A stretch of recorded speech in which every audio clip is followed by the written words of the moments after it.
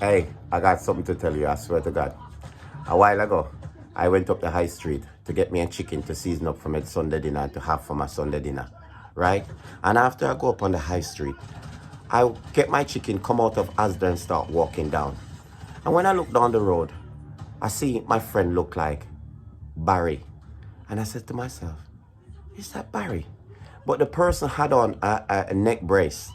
And I'm thinking, okay, I didn't know that Barry drive, you know. Where he get car from that he been in an accident and he's got neck brace on.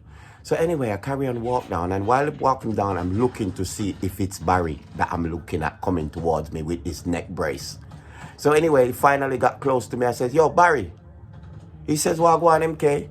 I says to him, bro, what the hell happened to you? You've been in an accident. I didn't know that you can drive cars. You've been driving. He says, nah, still haven't got my license yet. You know, he says to me, oh, it's just been a situation where he's in. And I says to him, so what happened? He says to me, MK, the other night, I was in the house with the missus. And me and the missus start fooling around. And obviously, I give the missus a bit of licky, you know. And the missus end up sitting on my neck, MK. He says that he was eating the missus and the missus sit on his neck. And he couldn't move. And he tried to move because the missus was enjoying herself so much until the missus start riding his face, start moving back and forward on his face. And he says, MK, I only feel a bone crook in my neck. He says he only feel a bone crook in his neck. And he says, MK, I thought my neck was broken. I had to bite my wife for my wife to get off of me because her eyes was closed and she was riding away, you know. And he said he bite his wife and his wife scream out and get off of him. And he then says he couldn't move. He had to tell his wife, call the ambulance, his neck is broken.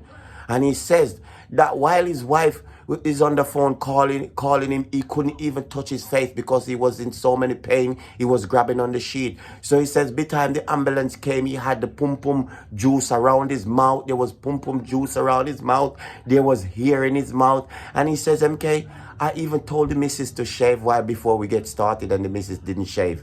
You know, and MK, I went to the hospital with my mouth full of pum juice and there was hair in my teeth and everything. He says to me, MK, it was a fucking trip. It was, I says, you're lucky that you're alive, mate.